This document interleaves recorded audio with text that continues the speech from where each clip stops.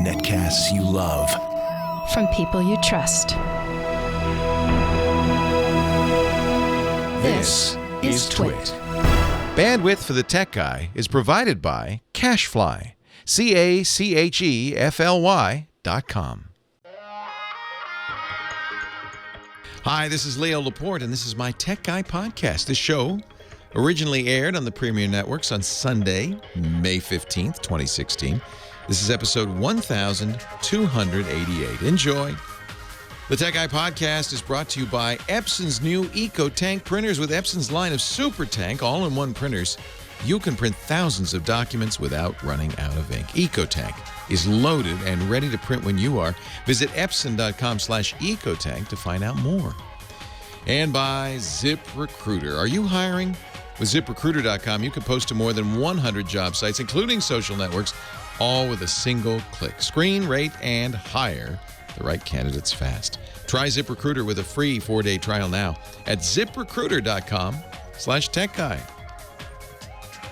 Well, hey, how are you today? Leo Laporte here, the Tech Guy. Time to talk computers, the internet, home theater, digital photography, smartphones, smartwatches, virtual reality, and all that jazz. 8888 Ask Leo is the number if you want to call and ask a question, make a suggestion, talk a little tech. 888-827-5536. In the early days of technology, there were these things called users groups. There still are. Whenever you find something that is hard to use, that the company doesn't really tell you how to use it, users band together to help each other. It's one of the best parts about technology. Users groups are still around. They're graying, unfortunately. But I always thought of this as kind of a user group of the airwaves. We have to use this stuff at work, at home, for education, for play, but it often doesn't cooperate, and that's what we do here. We help you get it trained, get it in cooperation mode. If you want to talk, 8888 Ask Leo. I'd love to hear from you. 888-827-5536. Big trial going on. A lawsuit for $9.3 billion. Sometimes I leave off the 3, 9.3. I just say $9 billion, but then I realize 3 in $9.3 billion is $300 million. So we really shouldn't leave the 3 off. A company called Oracle, big database company run by kind of a jerky jerk named Larry Ellison. And he's one of the richest men in the world. Doesn't mean he's not a jerky jerk. He's suing Google. You've heard of them. And the lawsuit, is not without merit. This is the funny thing, the sad thing, really. The lawsuit's not without merit. Google, as you may or may not know, bases its Android phone system, which they give away, by the way, to people if they want it, on something called Java, which is a programming language Oracle didn't design. A guy named James Gosling at a company named Sun designed it, but Sun kind of struggled. They were makers of workstations. They gave away Java. It was kind of a gift to everybody. Everybody was encouraged to use it. But then Sun got purchased by Oracle, and Gosling says he remembers when the Oracle lawyers came in to discuss the purchase and how their eyes lit up when he described Java and how people were using it. Especially Google. Their eyes lit up. Those lawyers saw something, they rubbed their hands. They practically went, rubbing their hands with glee. Gosling said, he told me this a couple of weeks ago, I interviewed him. He told me that, I wasn't really happy with how Google had used Android. We felt that, or Java, we felt that in Android, we felt that maybe they borrowed kind of a little liberally from Java code. Google says, no, we didn't do that. We did what they call clean room development. We figured out what Java expected from the software running it, and we duplicated those calls. They call that an API, a programming interface. We figured out what the interface was. It's kind of like you have a programming interface in your car, steering wheel, brake pedal, gas pedal. Every car manufacturer implements it differently. But that doesn't matter. You can get in almost any car and drive it because the interface is the same. Car's different under the hood, of course, but the API is the same. Google says, well, we didn't steal the code. We just duplicated the API. But you can't copyright an API, can you? Oracle says, yeah, you can. Yeah, as a matter of fact, you can. And we're going to sue you for $9.3 billion because you stole our copyrighted API. This case has been going on for years. The original lawsuit, Oracle lost, and then lost again on appeal. The court wisely saying, no, you can't. Any more than you can copyright the fact that the steering wheel's on the left and the gas pedal's on the right. You can't copyright that. That's called an API. The whole computer industry relies on APIs. We wouldn't have PCs if Compaq Computer hadn't duplicated not the code, not the original code on the IBM PC, but just the interface. And they did it in a clean room environment. There were many lawsuits, of course, and they prevailed, and that's kind of a standard way of doing things. Well, unfortunately, the Supreme Court declined to hear the case. Yeah, Oracle appealed all the way up to the Supreme Court on this one, because the folks at the Solicitor General's office said, no.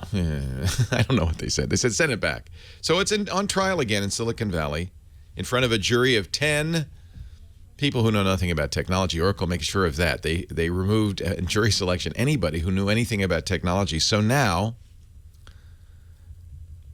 a bunch of people who don't understand what the case is about are deciding what could actually change how we use technology. Unfortunately, Motherboard, writing about this, says, in Oracle versus Google, a nerd subculture is on trial. It's kind of what it is. The judge, who's a 71-year-old Clinton appointment, doesn't understand technology and doesn't understand open source, doesn't understand the idea that you might write programs and let other people use them. He doesn't get that at all. And then Google's witnesses, including the last CEO of Sun, and of course Eric Schmidt, the former chairman of Google, an executive at Sun, and the CEO who was there during the Android development, are testifying to a jury and judge who just don't get it. Eric Schmidt, I'm reading from Sarah Jiang's Motherboard article, sought to describe APIs and languages by using power plugs as an analogy. Didn't go over too well. Then former Sun CEO Jonathan Schwartz, something about hamburgers and breakfast menus, only to have the judge, William Alsop, respond witheringly, I don't know what the witness just said. The thing about the breakfast menu makes no sense.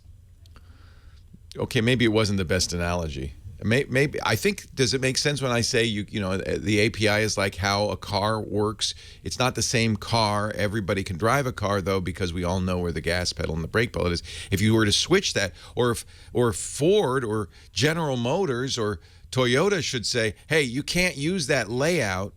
We copyrighted the brake pedal on the left and the gas pedal on the right. That'd be a problem, wouldn't it? Then you'd have to, every car would be different. APIs are good. We need APIs. It's how the technology world works, but the judge doesn't get it.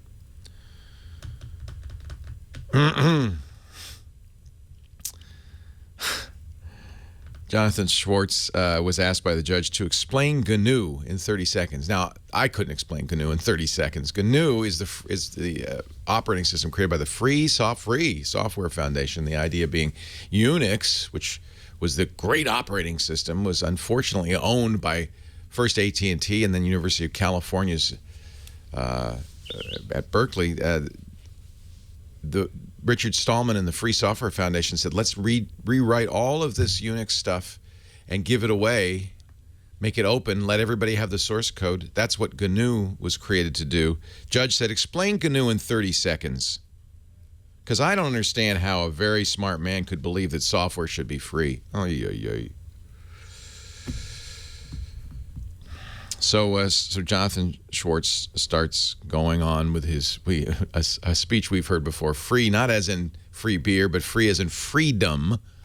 Sometimes they call it liberated. Alsop interrupted him. That's not 30 seconds, the judge said. And he said, what does GNU mean anyway? It stands for, Your Honor, it stands for GNUs, not Unix.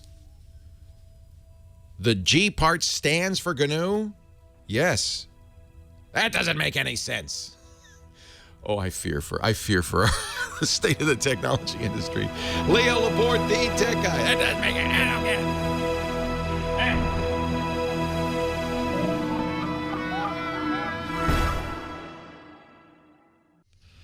it. Leo Laporte, $9.3 billion. Leo Laporte, the tech guy. 8888 ask Leo the phone number. There she is, sitting pretty, Kim Schaffer, answering the phones. Yes. Ready to put some people on the air here. We're going to do one of your favorite things. Yeah, what's that? Spend people's money. I love it. So you're sometimes I should be fair to myself. I tell him not to. Well, occasionally. You're just going to give him suggestions. He's going to buy it no matter what. Okay, that's what I like to hear. So you're going to help him buy some kind of camcorder or webcam. I might talk him out of that. Oh, okay. Let's see. Hi, Isaiah. Leo Laporte, the tech guy. Hi, Leo. How's it going? It's great. How are you? Good, man. I have like a podcast that we do like interviews with people from like, for instance, like the UFC, believe it or not. Brad Pitt is one of them. And the thing is, we use a cheap little webcam that we got. Oh, we got to do better than that, don't we? Yes. And now we're in the process of, trying to get more people. And the thing is, though, we want a better quality. It's kind of embarrassing to go in with a webcam. Yes. Mr. Pitt, would you stand still? Because if you move, it's going to get all blurry. Yeah, now, we have it still already because we do it at our little place that we have. That's but awesome. The thing is, we want to be able to take the camera with us, like a camcorder, when we go to live events as well. Yeah. Is there anything such where we could utilize both, or do I have to buy two separate cameras? So something that you would use at home and on the road. Yes, correct. And you want to use it as a webcam when it's at home. You want to connect it directly to the internet. Yes, correct. Okay. Yeah, no, we can do that. So a lot of cameras, both now, by the way, the camcorder category seems to be dying out, mostly because every still camera out there now can do very, very good video. So there's less of an argument for a camcorder than there used to be. But many camcorders and many still cameras have something called HDMI out. And what you're looking for is live video out. That means that even while you're recording on the camera, you're also getting a stream of video out of the back of it that you could hook up to a computer. Does that make sense? HDMI is nice because most computers have HDMI inputs, but it could be another kind as well. We use the camcorders we use that do that are very expensive, fancy, professional, Sony EX camcorders, and they have instead of HDMI out, well, actually they might even have HDMI out, but they have also something called serial digital interface, or SDI out, and that's more common in the pro sphere. How much do you want to spend? Ballpark. I mean, realistically, because I have a Sony DHCS 300. I spent about like $179 for that. Yeah. And that's just to take photos. Does it do video? It might do video. Yes, it does do video. So that would be, almost any still camera is a better camcorder than a camcorder. They have higher resolution sensors. And if you get one that has interchangeable lenses, then you're like a filmmaker. Now you can do wide angle, telephoto. You can have a sharp, what really makes an interview look good is what we call a depth of field. Sometimes you'll see a portrait and the person is crisp and the background is fuzzy. Yep. If you watch really high-quality interview documentaries, that's often the case with the video as well, and that's because they're using cameras that have fast lenses that they can use to do that, to have it's called a shallow depth of field, so the person you're interviewing is in focus, but the background drops off, and it really looks good. Makes everything look very pro. Okay. So an inexpensive DSLR will do that. And there are quite a few of them, but they're now we're talking $600 or $700. That might be out of your range. Is it on YouTube? Where do I see this show? We have it on YouTube. Then we also have it on Spreaker. Oh, nice. We might be changing Spreaker's audio only, though, right? Yes, but you can also upload the audio version onto YouTube as well. Right. There's a way how you do that. But you want to do video. Well, because, yes, since we the way how I get a hold of these people is through online. So we do a web chat. Oh, so it's like a Skype call almost, or yeah, I get it. Google Hangouts. Google Hangouts. Okay. So you want a cam? Okay, now this is a good question. I wish my friend Alex Lindsay were here. He's the king of Google Hangouts, even does stuff for Google, and he knows exactly which cameras work great with Google Hangouts. You just want one that you can take into the field instead of like a Logitech C920 or C930, which is an excellent webcam and would be great for anything, but the problem is it's a USB camera. You can't really take it out into the field. Yeah. Yeah. I would say that there's quite a few, and I'll tell you what. Well, I'll see if I can generate a list for the website. Quite a few cameras. You're looking for something that has live video out, and a lot of cameras do have that now, which means you could, live video. That means you could hook it up to your computer as a webcam. Sometimes I've done that before with like just camcorders. Sometimes you have to take the weird little trick here, little pro tip. If you take the cassette out of the camcorder, then it won't time out. So one problem with camcorders is after a while they go, oh, you're not using me, and they'll turn themselves off. You don't want that. So you need to figure out how to keep that on, because how long are your usual interviews? 45 minutes. Okay. That's another reason you may not want to get a DSLR, because most of them will not record for too long, longer than 20 minutes to 30 minutes. Part of the reason is technical, that they overheat. Part of the reason is tax reasons. In some countries, some jurisdictions, and a lot of these are imported, so there's tariff issues as well. Anything that records more than half an hour is considered a video camera and taxed at a higher rate. What? So, what? So sometimes you can get firmware that will turn that feature off. Okay. But I would look at a cam. It sounds like a camcorder is the solution for you. Normally, I don't recommend camcorders, but you've got a still camera. Let's get a good camcorder. You won't get the depth of field, that nice shallow depth of field that you get with a. Well, for lighting, what we're using is just a lot of DIY projects. Fun. For instance, like a car shield thingy for the sun. Yeah. We're using it. That's your bounce reflector. That's funny. Yes. It's the same material, actually. Yeah. Now you've really missed the boat on your plug here. You haven't told me the show name, even though I've tried twice. So give me the name of the show so we can give you a plug. This podcast is about stuff. Good name. Yeah, we just covered Glory 30. It's a kickboxing event that happened in Ontario, California. Right. So we just covered that this past Friday. This podcast is about stuff. See, so many people say, I want to do a show about nothing after Seinfeld, right? I'm glad you have a show about something. Yes.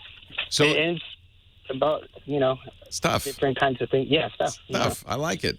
You know what? I really like to support guys like you, because I feel like this is an exciting time for independent filmmakers and creators and writers and artists and photographers. It's a magical time because of the internet. You can get distribution.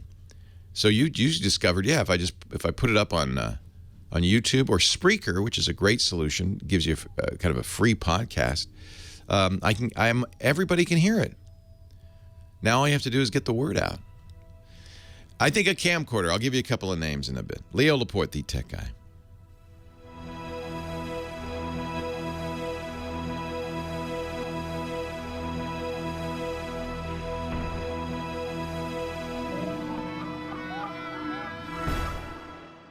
Leo Laporte, the tech guy, 8888 Ask Leo. Oh, I was supposed to look up camcorders that have live video out.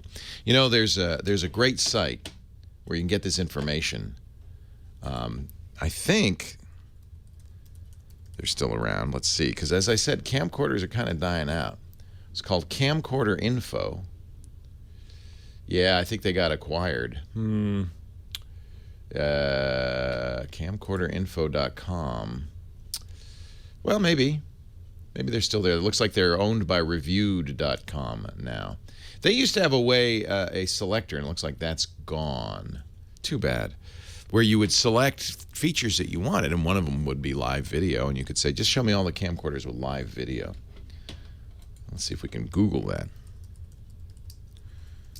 You don't need to spend much. In fact, one of the good things about camcorders, the category kind of withering, is that the prices have dropped incredibly. Yeah, there's a video on YouTube, how to use a camcorder as a webcam. That's the trick, right?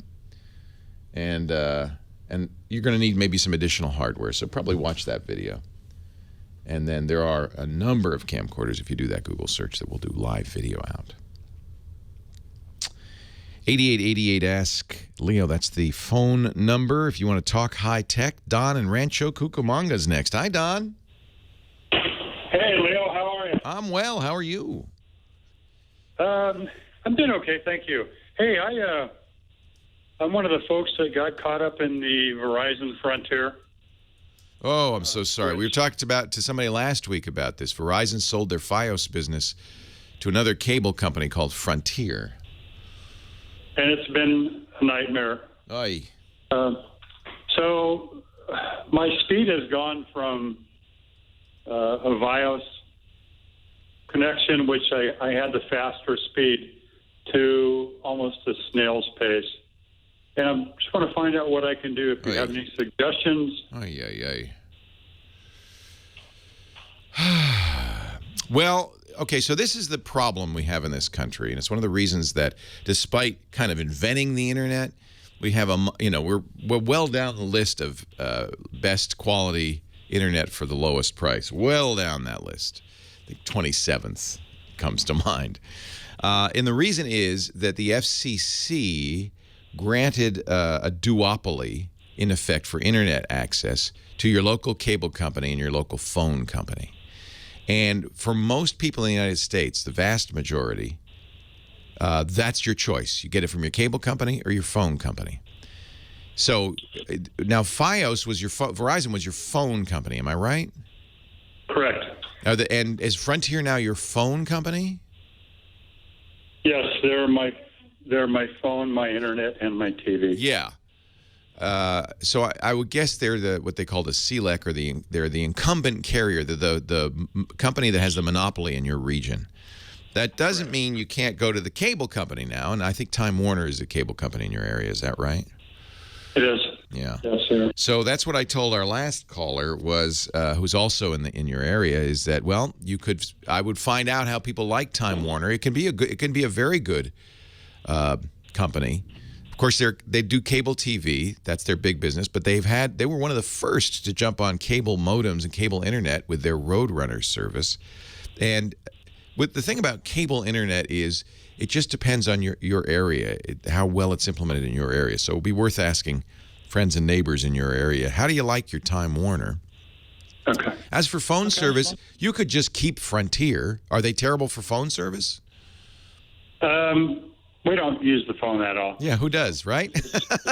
Yeah. If there is a secret change in the world over the last 10 years, it's been that people don't use phones anymore. Yeah. Isn't that amazing? Convenient. Yeah. So go ahead. Yes, you said you had another question. Yeah, that was it. I think, Leo. You're going to be faced, by the way. If you change the Time Warner, I think in your area you're going to be faced with a new cable company soon called Charter, which bought Time Warner. Ah! Yeah, I just went out and bought all new TiVos for the Fios. Good. And, Good. Well, those TiVos should work. Did you have? Well, I don't know actually. Did they have a cable card that you had to install? I believe they do. Yes. Yeah. Good. So they should work with your cable company as well. Okay. Well, good. Well, the good news about TiVo, I know, and then you have to buy a subscription. I bought the lifetime subscription, but TiVo's so much better than the cable box. Oh yeah. That my wife. So I got one for my office, and my wife was the other day said, "Why didn't you tell me about this sooner? Why have you made me use the cable box for so long?" and I said, "Well, sorry, honey. Here's your TiVo." We have one more television on a Comcast cable box, and I can't wait to get rid of it. Every time I use it, of course the one we use the most is in the living room. Every time I use it, I go, "Why? Let's get another TiVo." But they're really expensive because you have to buy the TiVo and then buy the subscription to it. Right, yeah. That's true. So I'm hoping I can use it. I think you Yeah, I can. know If you had to what- put a card in it, you should be able to, yeah. Okay, perfect. Yeah, Assemblyman Mike Gott of Los Angeles. Mm-hmm. He's going to take this matter with Good. Frontier to Sacramento. He should. And that, He should.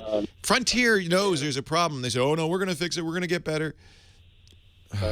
You know, I blame Verizon, frankly, for not being a good steward of their customers. They sold it to a junk company. and we had no idea. Oh, of course, you don't have a vote. I mean, yeah. You don't have a vote. And I also blame, I'll be honest, I blame the FCC. They were strong-armed into this by the cable companies. The cable companies said, look, unless you give us a monopoly, we're not going to be able to, cable the U.S. So they caved. And frankly, they haven't done what they need to do. They know that the problem in our country with internet is competition. We need more competition. But one of the things they could do that they haven't done is tell cable companies, okay, you've got to open your physical plant. As the phone company, they told phone companies to do this. You have to open your physical plant to other companies so they can use the cable for internet. Then there'd be competition. But the FCC has still not done that. There's lots the FCC could do to make this better. Well, someone needs to step up because a lot of people are getting taken advantage of. Yeah, and we're a first world nation. Why do we have worse internet than a third world nation? What's the story? Yeah. Why everybody's given up on the phone, and we want everything on the internet now. Make America's internet great again. It actually never was, but let's make it as good as those other guys, South Korea and Scandinavia and almost every other developed nation in the world. Yeah, I'm sorry that happened to you. Okay, well, I just wanted to get your take on it. Yeah, and support your local assemblyman who's going to take it somewhere. Yeah. Hey, thank you, Don. Yeah, it's just it's a shame. I hate to see that happen. You know what? There's a trend. This has really started to bug me. You see it a lot in technology companies. It used to be the whole promise of technology. Remember Amazon? Customer comes first. Customer-centric. That the best way to make it in business, ultimately, it's a long-term way of thinking, but the best way to make it in business is to make the customer come first. I bet you your local shopkeeper down the street thinks that way. Customer comes first. But I see more and more tech companies, and I see it happen in the big ones like Apple and Microsoft. Business comes first. Let's take the customer for everything we've got. That's a good short-term, you can increase profits short-term, a terrible long-term philosophy, and I'm seeing it more and more, and it's very disappointing. It's these big companies, nobody can stop them, and I guess they've got to the point where, we don't have to think about customers anymore. We're the phone company, we don't care, we don't have to. Leo Laporte, the tech guy.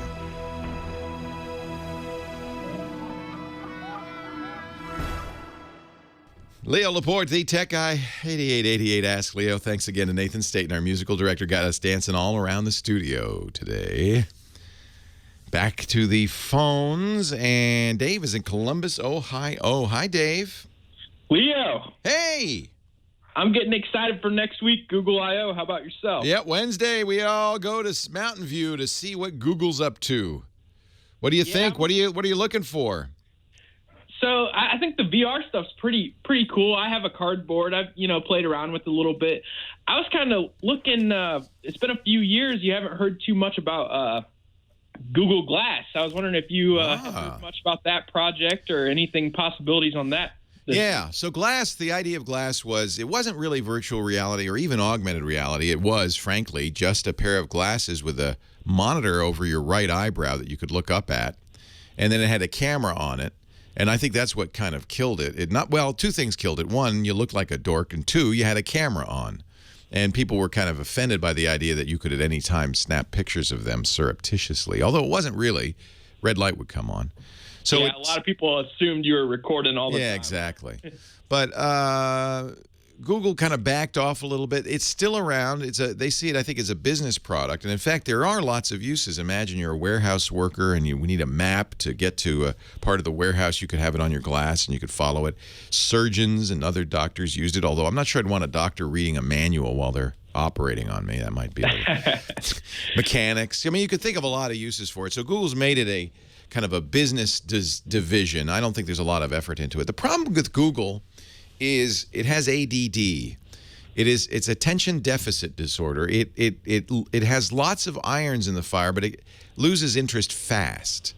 And they're known for just like, and giving up. And part of it is the structure. The company, it's really run by brilliant people. There are more PhDs at Google than any other company in the world, even IBM. The guys up top are very smart.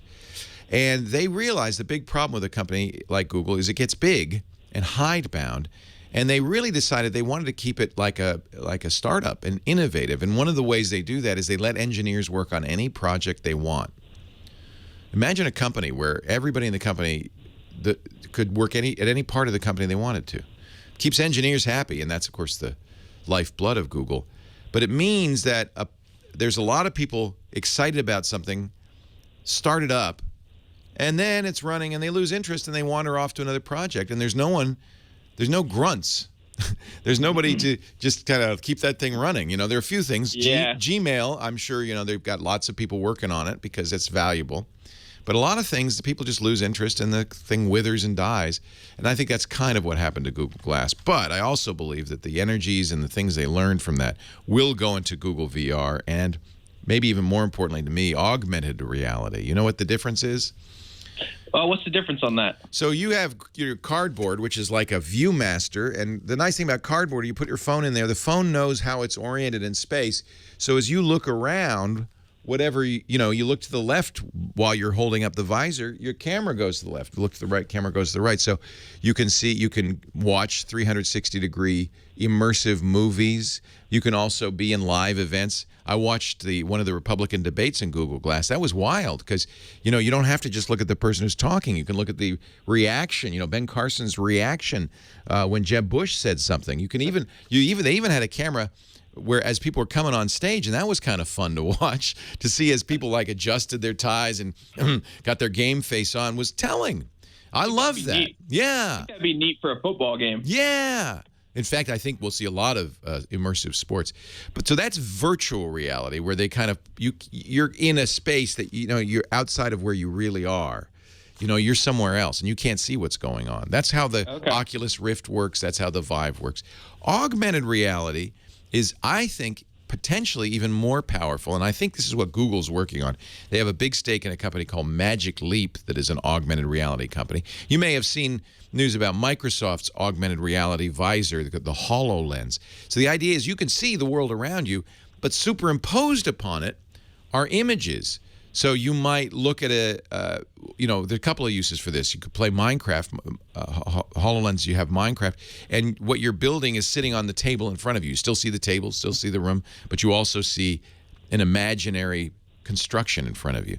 Oh, wow. Yeah, really interesting. Imagine walking down the street and seeing people's names, and when you walk up to a friend, it says, his name's Joe, his kids are Sally and Johnny, and he's 37, and you gave him a really bad birthday present last year, so you might want to.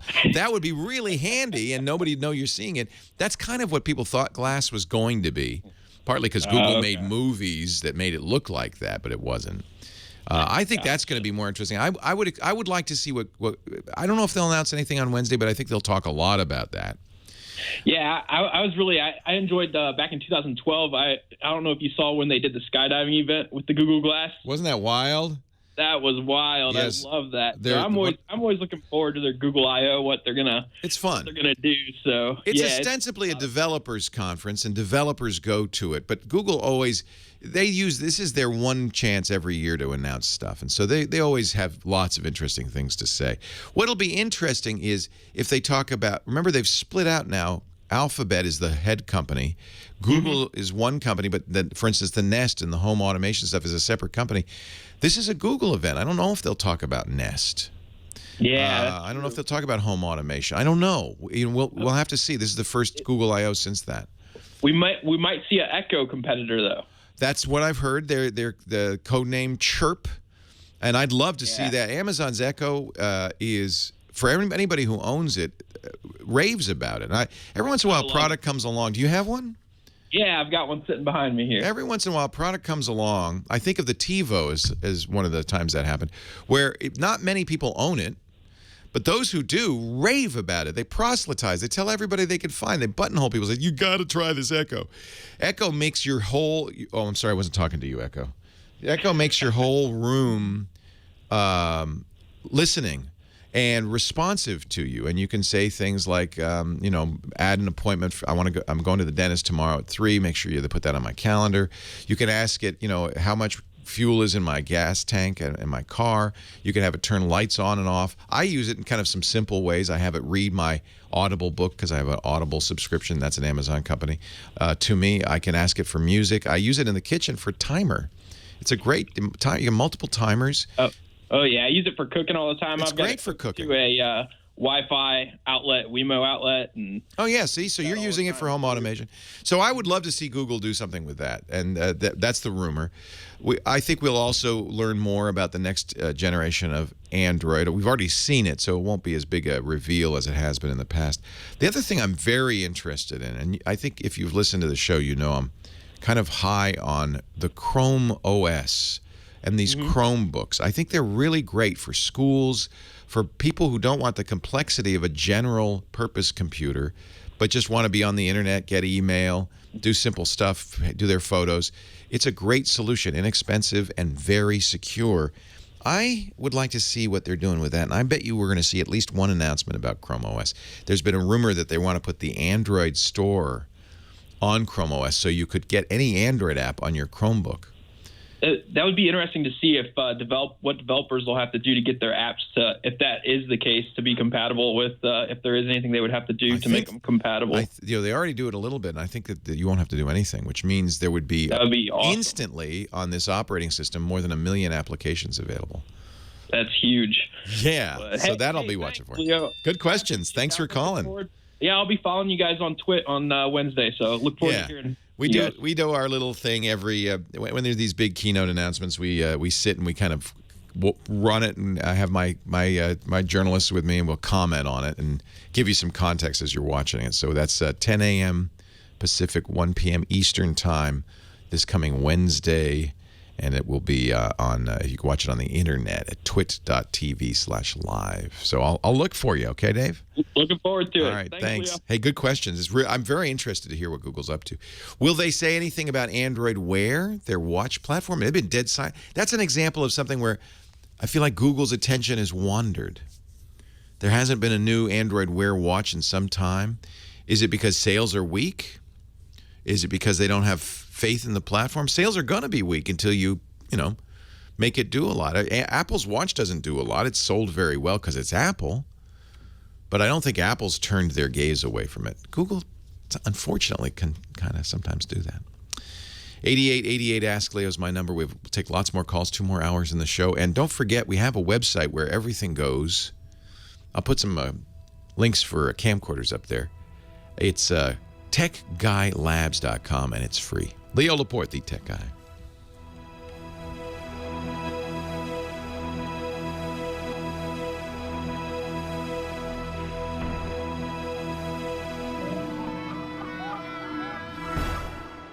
Hey, let's talk about Epson and the amazing EcoTank printers from Epson.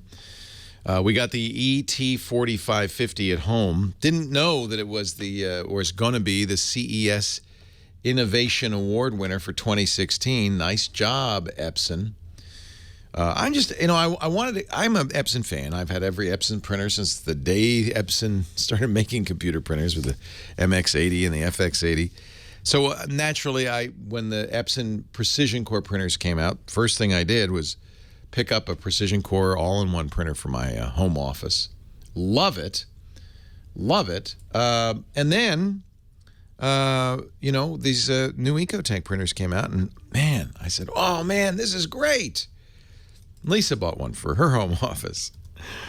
She said, I don't care. I'm not going to use yours anymore. I'm going to use the EcoTank. Oh, okay. I got to set it up, though, and it was really easy. So it's a beautiful printer. It's a Precision Core printer. All the benefits of Precision Core, the crisp black and white text, the vivid colors, the two-sided printing. You can use it for a copier and if you get the fax module, you can use it as a fax machine. There's all sorts of things you can do with it. I think the ET4550 has the fax stuff built in. But then it also comes in the box, you get these bottles of ink. And I went, oh, bottles of ink. And there's a little tank on the side. And you fill up the tank with the bottles of ink, and now you get 2 years of ink in the box. 50 cartridges worth. That's 11,000 black pages or 8,500 color pages. And then when it's time to refill, the ink bottles cost 80% less. They have big workgroup printers too, a variety of Epson EcoTank printers. If you go to epson.com/EcoTank. In fact, the big boy does 20,000 black pages. It's got these ink packs in the box. I mean, it's amazing. Epson has really responded to what their users want and have made a great printer, a great price, and 2 years of ink in the box. No wonder they won the CES 2016 Innovation Award. This is great stuff. Visit epson.com/EcoTank and learn more. Transform the way your home, your office, or your workgroup prints. For the best combination of ease and value, it's the new Epson EcoTank printers, epson.com/EcoTank. We thank them so much for the wherewithal to do the Tech Guy podcast. Thank you.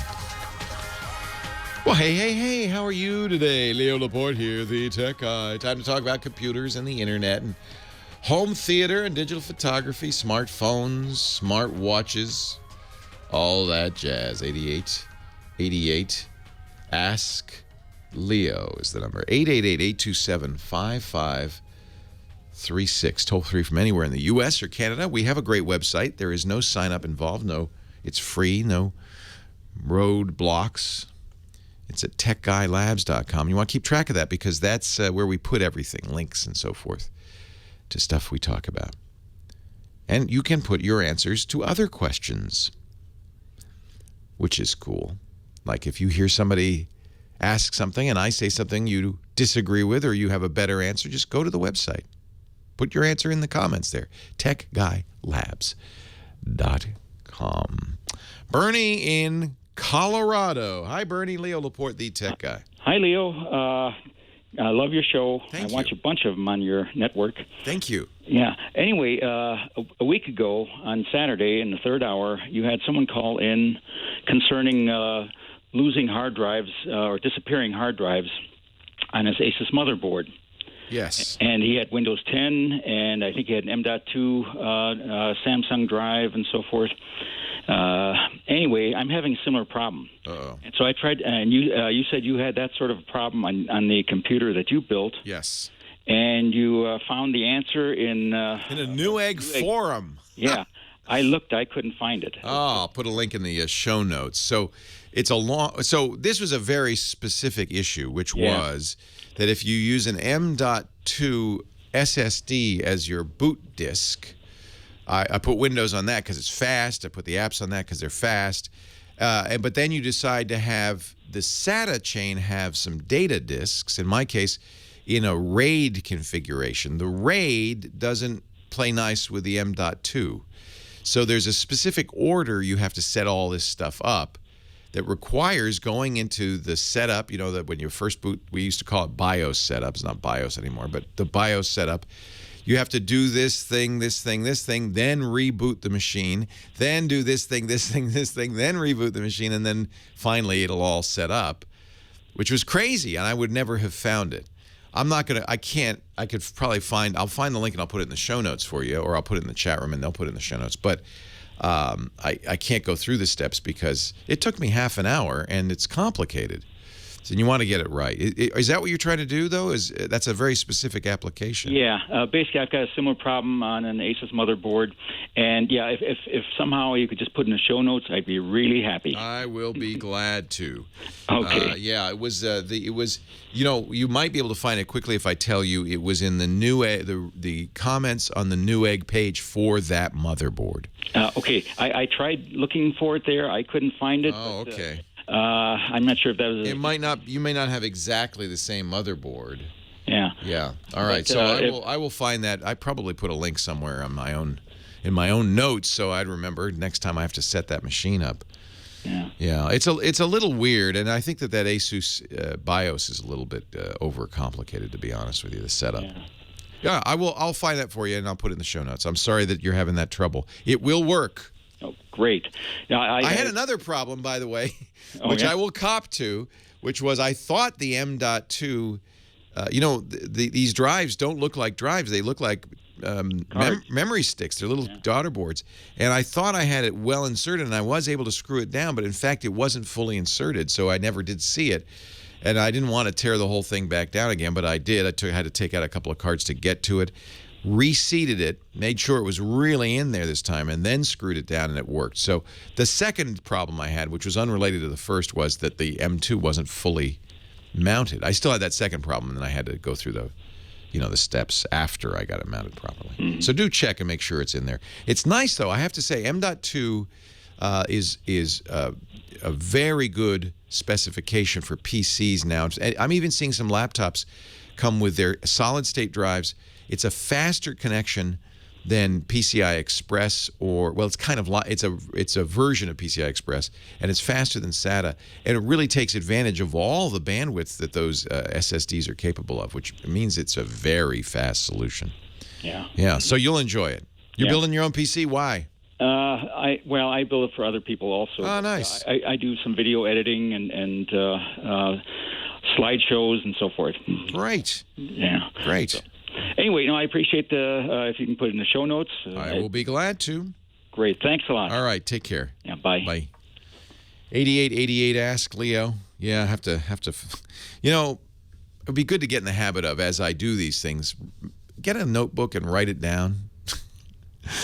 But I'm in too much of a hurry. I bet you're the same. A smart IT person would just make notes, write it down as you do it, just so that when this comes up again, which it will, because someday I'll rebuild that system and I'll have to go through that whole process all over again. What I have started doing, and it's useful, and I probably should do this, is putting it in my blog at leolaporte.com. That's my personal blog, because then I have a copy, and if somebody is having a problem, like Bernie, they can Google it and it'll show up. That's really one of the things that makes the internet special, I think, is that if we all know something about something, right? It might be extremely narrow slice, but that somebody else wants to know that stuff. And the internet really makes it possible to kind of put your stuff, everything you know, online in a blog or on YouTube or whatever, and make it available to other people.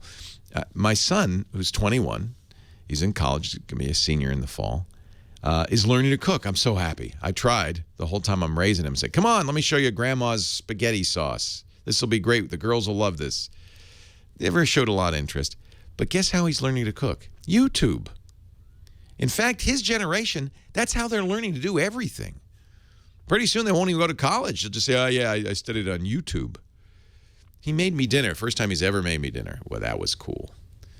And it was good. It was like chicken marinated in some sort of garlic sauce, and he made a nice salad, and he marinated the onions in there, and then he made an artichoke garlic loaf. It was really good. I said, Henry, how'd you learn to make all this stuff? He said, YouTube. I said, where can I get the recipe? YouTube. Did you write it down? No, it's on YouTube. That's the whole, and by the way, scaring the pants off NBC, CBS, ABC, and every other content creator, because kids today, they don't watch TV, they watch YouTube. Anybody under 25, you don't find them sitting in front of a TV unless they figure out a way to put YouTube on it. Most of the time, they're on their phone or their laptop. He had the laptop in the kitchen. YouTube right there. There's actually some very good cooking videos on YouTube. Becoming a brain surgeon probably shouldn't be on YouTube. That should be probably. I'd encourage you to go to school for that. But now with Google Glass, you could just read the manuals while you're working. Save a lot of time. Amazon wants to get into the YouTube business, but not quite the same way. They don't want the user created video, which I think is the strength of YouTube. They want what YouTube wants, which is network-grade television. YouTube's been trying to get this. They put together $100 million a couple of years ago and gave it to everybody, like Shaquille O'Neal saying, make a channel for us. Oh, it is going to be great. It was a flop. Because you know what? My kid does not want to watch Survivor on YouTube. He wants to watch, crazy stunt videos and how to cook garlic chicken. They need to see that it's not merely a different place to watch the same old thing. They're watching completely new stuff. And I think Amazon, maybe, they're trying to say, well, let's expand what we can offer on Amazon Prime with TV shows from other people. That's not what YouTube is. It's not the strength of it. YouTube doesn't seem to understand that either. Talk to some kids, you'll understand. It's Minecraft videos and how-tos and stuff like that. Leo Laporte, the tech guy. YouTube. I saw it on YouTube. Yep, it was on YouTube.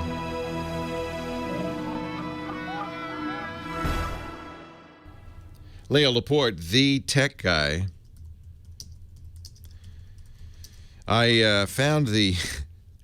Oh, this is crazy, man. I found it, the explanation of how to get the M2 hard drive working with RAID drives on the Asus. This is why you shouldn't build your own computer, by the way. But this guy, Bernie, doesn't build his own. He builds them for other people. This is his business. So Bernie, I found it. I'll put a link in the show notes. There's no direct link to this, so you have to go to the Asus Z170A motherboard reviews on Newegg and go to page 4 and scroll down to the post from Gregory O. And the 10-step process required, completely not intuitive, by the way, required by Asus to get this working. Wow. I swear. 8888 Ask Leo. We'll put it in the show notes. TechGuyLabs.com. Steve Duluth. Hello, Steve. Leo, how are you? I am fine. How are you? I love your stuff. I understand you're going to Coachella. Well, Old Chella. What's Old Chella? That's the concert that's coming up. It's called Desert Trip out in the Coachella Valley. At Indio. I want to go to that. Yeah, I was lucky enough to get a pit ticket right by the stage. Oh, man. And can you bring a buddy? Well, this is the one with Dylan, Paul McCartney, the Stones, the Who, Neil Young, and Roger Waters. That's right. It's gonna be a heck of a weekend. Oh, and you're going to be standing right there. Right there. The really interesting thing will be to see what the average age of the audience is for this. I know what the average age of the performers is. That's up there. There may be some younger people who there'll be nostalgia acts. Right. I'm 41. I feel pretty old. You're a younger person. That's pretty young. That's young. Yeah. I'm on the young end of the spectrum. Yeah. These are my people. My peeps. So what can I do? I'm so jealous. That's going to be a great show. Well, I'm really looking forward to it, but alas, I cannot, due to their photography rules, take in my beloved A7 Mark II. Isn't that frustrating? Yeah. I went to a Stevie Wonder concert, and we had really good seats. I think we had fifth-row seats. And it had said very clearly, don't bring a professional camera in here. And then the guy sitting in front of me did, and somebody from the stage pointed at him, and the ushers came, and then Stevie Wonder's road manager came out and said, no, that's fine. Leave him alone, which I thought was really cool. But you're right. You're taking your chances if you bring a SLR. You have a nice camera that's not too big. Right. But you don't know. Do they let point-and-shoot cameras in? Yeah, so they consider professional anything without a detachable lens. Well, there's some great cameras without detachable lens, including my personal favorite, a $4,000 point-and-shoot from Leica, but I'm not going to recommend that. Well, I was actually looking because I have an RX100 Mark II. There you go. That's perfect. Which is a great camera, but I was looking for something with a little bit more IQ, and I was looking at a used RX1. Yeah. Oh, that's a beautiful camera. That is effectively a Leica. Okay. Yeah, that is a beautiful camera if you can get a good price on that. Now, the nice thing, and I recommended this camera yesterday, the RX100, they're up to the Mark IV, is it has a very wide lens. It's a fast lens, which means, concerts are tough because they feel like they're bright. but they're not. Right. And so you need a fast lens, and it has a 1-inch sensor in that, which will really pick up light. But if you go up to the next level up, the RX1, you're talking a full frame sensor. Yep. And that should be even better. It's a 35 millimeter fixed, but I figure because of my location, it's probably okay. Yeah, you're real close. That's the problem with a lot of these is they're wide angle. They don't have a zoom. The RX100 does. Wow, I'm jealous. How much are they asking for that one? For the used? Yeah. 1100. Yeah. See, it's a very, this was a very fancy camera. Because B&H. Yeah. Yeah. Normally lists for about 3,000. Yeah.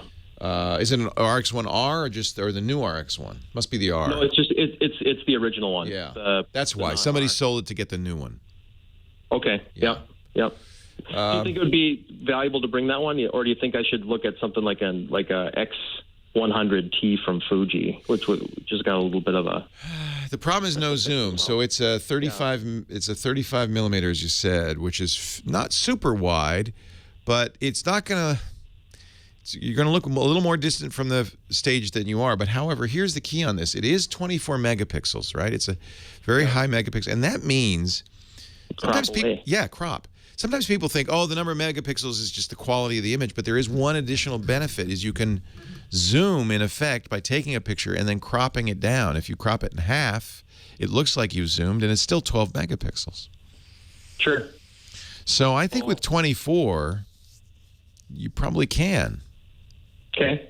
This is effectively the Leica camera that I was going to recommend for $4,000. This is, Sony's version of it. Is that the Q? Yeah. Okay. But that's 28 millimeters, which makes it really unusable for what you want to do. Yeah. It's more of a street shooter. I love the RX1. That is a nice camera. Go for it. If I think that I don't know the other. What was the other one you mentioned? It was the Fujifilm X100T, and then that was the Lumix LX100. Yeah, the Panasonic. Both of those are excellent cameras, but they do look more like SLRs. You might have a little more trouble sneaking those in.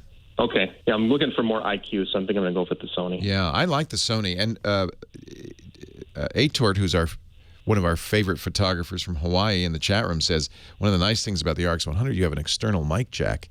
Now, you'd have to sneak the mic in separately. Okay. Because they really don't want you recording audio. Sure. Yeah, I'm not huge on the video side of things. I want to get some really great stills. Of course you do. Yeah. Yeah, that's a once in a lifetime. I mean, really, once in a lifetime. It really is. Unless you were at the Isle of Man in 1968. What a concert that was. Oh. Those guys. Wasn't even around then, but Oh yeah. That. I heard about it. Roger Daltrey just smashed his guitar in my head. I'll never forget it. No, I'm joking. That will be a fun concert, and I bet you there'll be a lot of professional photographers there. So, but you want your own images, don't you? That's right. Yeah, and I'll share them once I'm back. I'll send some your way. One of the reasons I bought the RX100, the one you have already, is as a friend of mine who's a pretty serious photographer bought it for concert photography. He showed me some of his shots, and they looked incredible. I thought this is a great camera for concert photography if you're in close. Sure. Yeah. Yep. I'll bring both. All right. Sounds good. Great. There's no restriction on multiple cameras, just on interchangeable lenses. Have a great time. Hey, thanks a lot. We appreciate it. My pleasure. Coming up in just a bit, actually, our digital camera guru, but he's moving to film. I just got Chris Marquardt's new book, The Film Photography Handbook. Very nice. Chris Marquardt will join us and talk about digital photography and maybe a little film photography, mostly digital, though. What a nice book, though. Just a beautiful book. You can get it on his website. We'll talk to Chris Marquardt and more of your calls. And don't forget, again, the website is techguylabs.com. We'll put links there. And I love getting your feedback, too. And it's free. techguylabs.com. Chris Marquardt is here, our photo guy. I love talking about digital photography. It's a wonderful hobby, and everybody can do it now because you have a camera phone, and these new camera phones are really, really good cameras. But Chris also he's seduced me to the film side and has a new book. Just got it. We've been talking about it. From Rocky Nook, The Film Photography handbook. Chris, I just wanted to say before we start, because I know we're going to do a review today, you did a great job. This is a beautiful hardcover, gorgeous printing, lots of color images and black and white too. It really is a book. It's like a coffee table book almost, but lots of how-to on film photography. We are really proud of it. You should be. And it's the mixture. I mean, there are artsy pictures in there, so it has this coffee table kind of feeling to it. But there's really like you can really use it as a kind of a cookbook to get started or to get back into film photography. And you can get it from. You have a site. Well, if you go to thefilmphotographyhandbook.com, there's actually a coupon code, so you can get like 35% off now because it's new. Aren't you kind? Well worth it. If anybody likes photography and wants to maybe learn a little more about the old days that are now the new, because you know how they are the new. We use lots of new tools these days. When the last time that I looked at film photography literature was last century, so there were no smartphones, there was no internet, there were not any of these tools. Today, if you need a light meter, it's as simple as getting an app for it. Yep. So the times have really changed, and we wanted to reflect those modern times in this book. Well, we have some photos. Some of them, I guess, could be film photos, but they are all on the internet at Flickr. Our assignment was to take a picture of dirt. Even if there were film photos, they have been digitized, obviously, otherwise they wouldn't be online. And we received 110 submissions. And it was a really tough choice this time. I did pick 3 again. And it wasn't easy. So the first one I want to quickly talk about is Daniel Mount, A Lake of Dirt. Ooh, and pretty. it's an interesting kind of incarnation of dirt because it is far down. So it's been shot from high up, and you see, probably tire tracks, circular tire tracks that make interesting shapes and straight lines and going crisscrossing across the landscape. So probably people with cars doing donuts there or something. Just a very unusual way to look at. It almost looks like crop circles. And, we're going to see more photography like this thanks to drones, I think. Because we you will. Can get That's up. Probably from a drone. Sure, yeah. I mean, in the past, you would have said, oh, wow, he must have rented a helicopter and hung out of the side of it. But now with drones, everybody can get these amazing aerial shots. It's beautiful. And the world just looks different from up there, as you can see. Yeah. Nice shot. Thank you, Daniel. I like that a lot, yeah. Second one is by Raina Dutroux. I hope I pronounced that right. P11. Oh, that's one of those file names that is a file name and not a real name. But the photo is a car. Yeah. In the covered dirt. in dirt. And it looks like there's a snail there. And then what I did, I first saw the car and I was like, wow, that looks like a horrible accident. And then I realized that the snail is almost as big as the car, so it's a toy car. And it's great that you put the snail ground. in, or that the snail is there, because it gives you a sense of scale, and now you know it's not a horrible accident. And it's just this fun little thing that made a switch in my mind after looking at it for a second or two. And it's like, oops, yeah, there we go. There's a shell on the left. And it's somewhere in the garden, probably a reenactment of an accident or something. I like that kind of thing because it plays with you. It plays with your expectations. Nice. I've been having fun, by the way. This was a good assignment. I didn't submit one, but I've taken lots of pictures of dirt. That's good. And it was a lot of fun. Yeah. And I mean, in the end, that is the main point of such an assignment. It's not, I mean, it's fun if we talk about it here in the show, but everyone should take these assignments as a reason to go out and take photos and bring home new photos and just do photography. Because, I mean, you have to practice. It's a craft, and you have to practice it the same way you practice playing the guitar or other things. It really pays off if you spend time doing it. And so use these assignments as a reason for sure. One last picture here. One last one. It's kind of one of the most obvious ones, but I completely fell in love with this picture. Because somebody wrote the word dirt in dirt. Yes, it's dirt in dirt, probably with a stick. It evokes pictures of someone pointing out where the treasure map is or something with a stick in the dirt, putting a map down. But that's the word dirt written in dirt. And you can see a few things there. Well, first of all, it's very simple. It's very reduced. It's very simplified. And that kind of, like, I would probably print that out. If I was LJ who took the picture, I would probably print that out and just hang it up on the kitchen door or somewhere. That would be funny because it would be kind of ironic, right? Yeah. Spend all your time cleaning up dirt, and then you have a picture of it framed on the wall. True. The second thing is what you can see on this one really well is how the direction of light influences how textures look on the picture. So what you see here is the light coming in a very shallow angle, very low angle across the sand or whatever that is, and that brings out all these shadows that you would usually not see that well. So you can really see every single little bump on there and dip on there, and the way that the word dirt has been scratched into the dirt, it just pops at you. It really has a lot of contrast because of that, and it makes it really 3D. You look at it and it has a real depth to it because of the position of the light. If the light was where the photographer is, like if you had a flash on the camera and you shot that picture with light coming straight at it from the camera, it would look totally different. But this is probably the sun, almost a sunset, light being very low in the sky, and then that's the kind of picture you get. It's beautiful. And again, really you guys have stepped up 110 images and really some great pictures. All of you, thank you. But now we must step back and assign a new topic, a new assignment. Yes, we must. It is springtime, and what happens during the springtime? The birds start to sing. So Yes. I want to make the next assignment about the word sing. Sing. Sing. Sing with the strings of my heart. Sing. All right. That's a bit more. That's not That's as more obvious abstract. as dirt, Yeah, but hey, yeah. let's have everyone sit down, think about it, come up with a I great think we could photo. have fun with that one.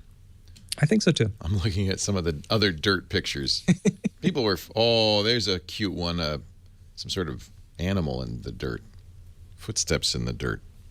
If you want to see the pictures, you can go to our Flickr group, flickr.com. Flickr is a Yahoo property, and it's easy to get in there. In fact, probably you have a Yahoo account. It's a great photo sharing site. We have a group called the Tech Guy Group. Renee Silverman is our moderator. And there's lots of images.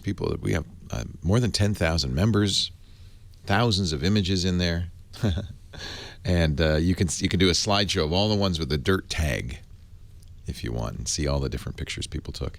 And, by the way, once you're in there, and now maybe you better take a picture that illustrates the word or concept sing and upload it there. And in about a month, Chris will come back and pick 3 more to talk about. Will do. I like it. And don't forget the book. Boy, is this nice. The filmphotographyhandbook.com. That's where I found it. Get a copy, 35% off. That's a good deal. Thank you. There's very generous of you. Thank you, Chris. Have a great week. We'll see you next time. See you next week. Take care. Leo Laporte, the Tech Guy. More calls right after this. Dirt made my lunch. Yeah. Sing will be fun. I like that. It's a good assignment. I love that. That'll be really fun. Leo Laporte, the Tech Guy, 8888. Ask Leo. Anthony on the line from Southern California. Hi, Anthony. Anthony. Are you there? All right, let's move on. This is Andrew? Oh, hey, Anthony. That's actually Andrew. Oh, sorry. No wonder you didn't answer. Hi, Andrew. Sorry about that. That's all right. Answered a lot of things, but not Anthony. No, I'm not going to call you Anthony ever again, my friend. Ever again.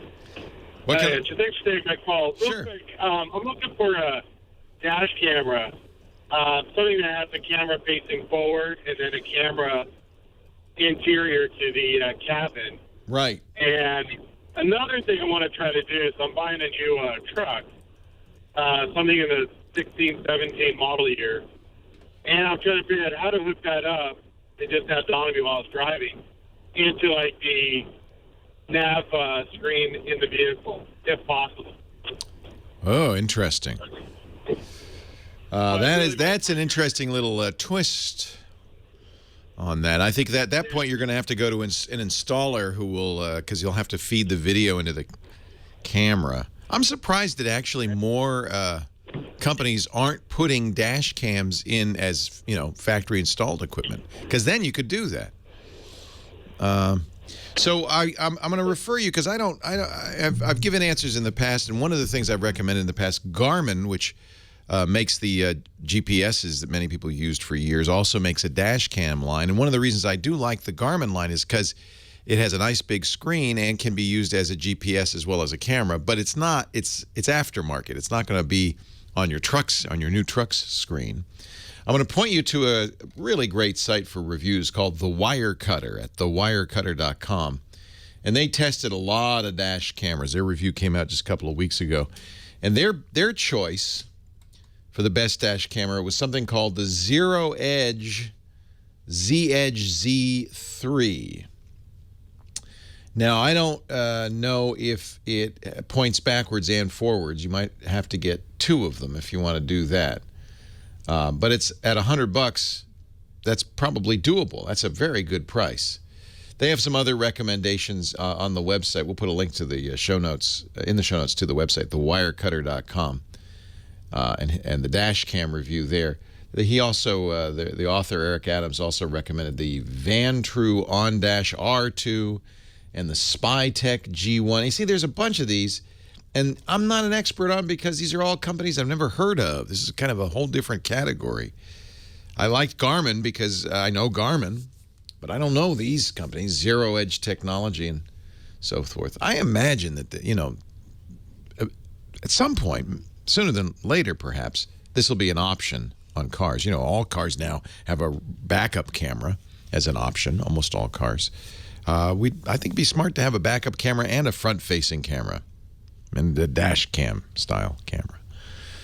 So there you go, Anthony. We'll put the link to the Wirecutter review on techguylabs.com, but you'd also just go to thewirecutter.com for that.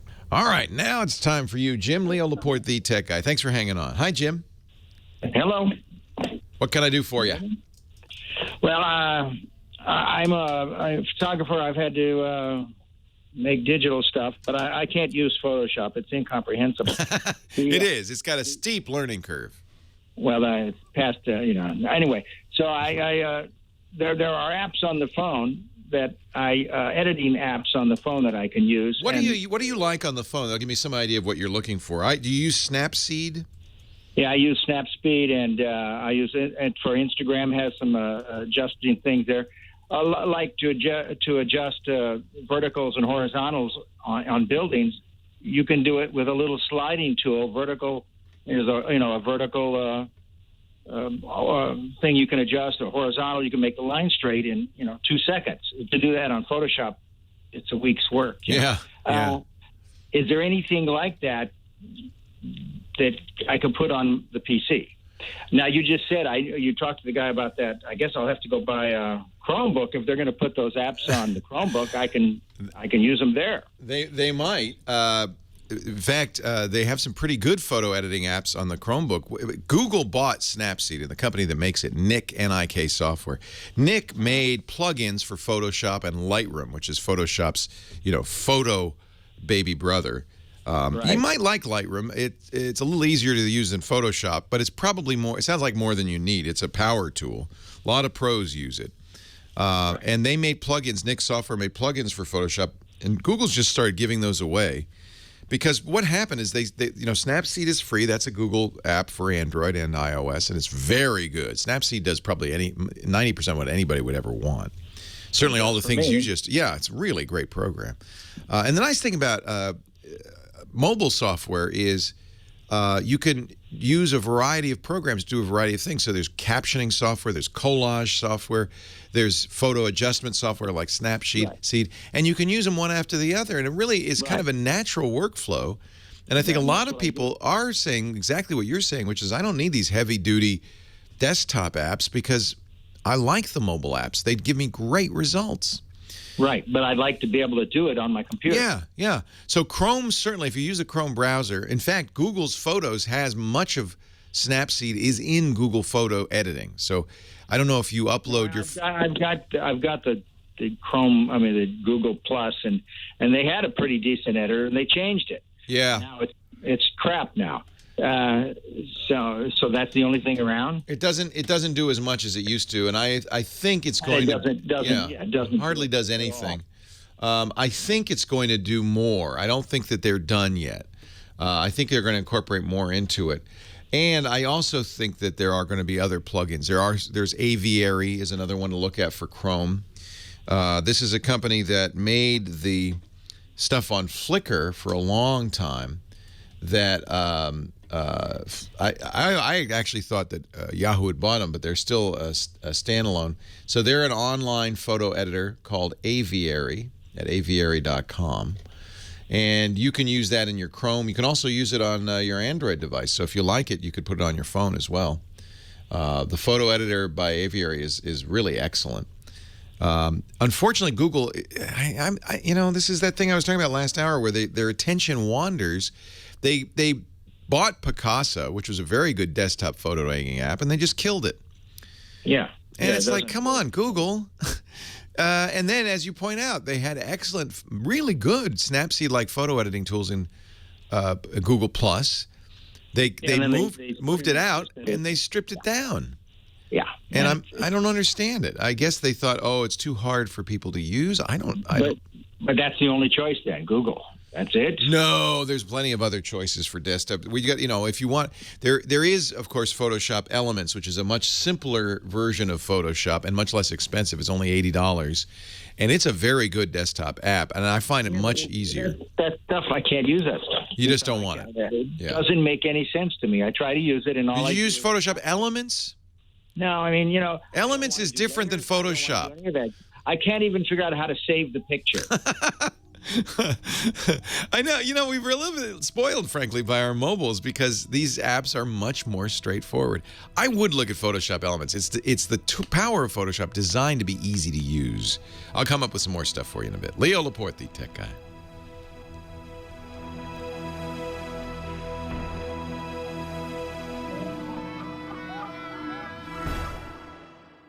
Our show today brought to you by ZipRecruiter. Are you that person? Are you that guy or gal? That person in charge of building your company brick by brick? Do you put in you're hiring, right? You're the person who makes the company. It's the most important job, the person who makes the company work by hiring the right person, or conversely can bring it to its knees by hiring the wrong person. I don't want to put a burden on you, but it's an important job, and you want to do it well. Problem is, it's a challenging job. Let's assume, and I think it's a fair assumption, the right person for that opening you have is out there. But you got to reach them, right? You got to get the word to them that this job exists. How are you going to do that? You could go one by one to every job board in existence, but that's, no one has time for that.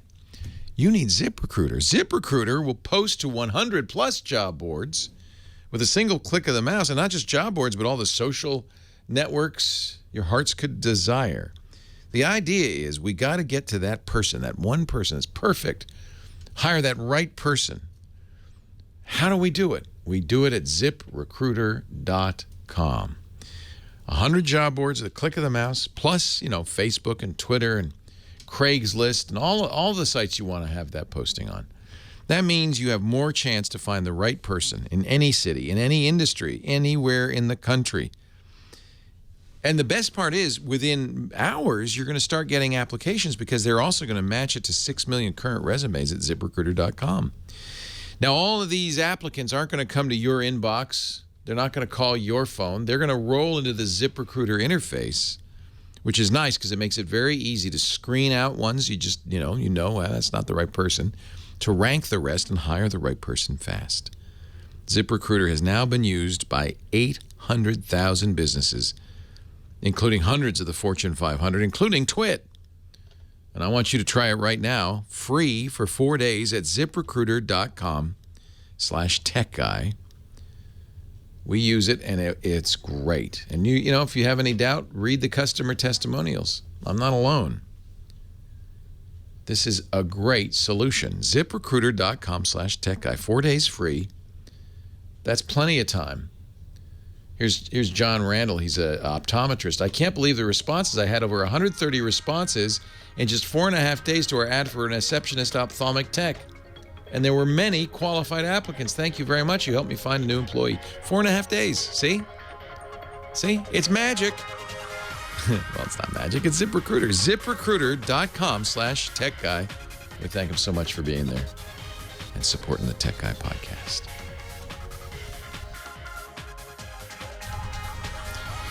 Well, hey. How are you today? Leo Laporte here, the Tech Guy. Time to talk computers, the internet, home theater, digital photography, smartphones, smartwatches, and all that jazz. 8888. Ask Leo. That's my number. If you have a question, a comment, a suggestion, love to hear from you. 888-827-5536. That's toll free from anywhere in the U.S. or Canada. We go back to the phones, and Jerry in Alexandria, Virginia. Hello, Jerry. Hello, Leo. Hey. It's so great to talk to you after all these years. I've been a listener since you and Gina Smith did a computer program way back in, the early 90s? That's right. Wow, that was On Computers. Yeah, we called it. That was a good name. It's kind of generic. I'm a diehard fan, and you've helped me through the computer stuff all the ensuing years. I guess in some ways it's still about On Computers, but it's computers in your pocket nowadays, computers in your ears, computers everywhere. Right. I was listening to last week's show. Yes. And you were helping a woman who was having trouble booting up her desktop. Oh, yeah. And one of the solutions you offered her was that sometimes that's caused by a broken power supply. And in my retirement, I'm helping either elderly people or friends and family work on their computers, and a friend gave me her HP G7 to fix. It wouldn't boot up, and the only way I've been able to get it to boot was a trick I learned on the internet where you turn on the computer after plugging it into the wall and letting it sit on carpet for an hour, then turn it off and then turn it on, and it boots up. Okay. You have a theory why that might work? No, it just says that put it on something that doesn't conduct the heat well. But I just wondered if maybe they've got a bad power supply on the laptop. Yeah, it could be. So what? That is a bizarre prescription. However, I understand what they're going for. There is, and it's less common nowadays because everything's machine manufactured. But it is possible when you're soldering something to do something called a cold solder. It appears to be a connection. Soldering is the art of joining two electrical connections by melting some metal called solder onto it and creating a permanent connection. It's possible, however, with soldering, if you don't do it right, to create something that looks like it's connecting the two wires, but in fact isn't electrically connecting them and doesn't work until it heats up. And then when it heats up, it connects and it conducts. We call it a cold solder. It's something that happens, in projects. And when people were literally soldering motherboards by hand, you might see that. I wouldn't expect to see that in a modern PC. And I can't think of any other reason that heating it up would make a difference. Maybe there's some things that don't work so well until they're warm. It is. You will occasionally see a computer, and like this caller from last week, where it doesn't start at first, but then after a while, it works, and that's probably the case. It's something as it heats up, it's either fixing a cold solder or expanding in some way and making a better connection. It's not good. It means it's broken, and so that's a temporary fix. If it does do that, at least you can bring it to the shop and say, "Hey, look." It only works when it's warm. I do remember this happening more often in the old days. I don't think it happens so much anymore. These are all machine assembled. Usually they're not with solder at all. They're all surface mount and so forth. We've gotten much better at manufacturing these. This bad pun in our chat room says I had to put a hairdryer, blow hot air on a tower I used to have to get it started. Yeah. There's a lot of, a lot of tricks that might, for one reason or another, work, or might just be a coincidence. Put it on the carpet. See what happens. Paul, Los Angeles. Leo Laporte, the tech guy. Hi, Paul. Paul? Hello, Paul. Hey, Eric. Okay, come on over to the phone and let's talk. Hi, this is Paul. Hey, Paul.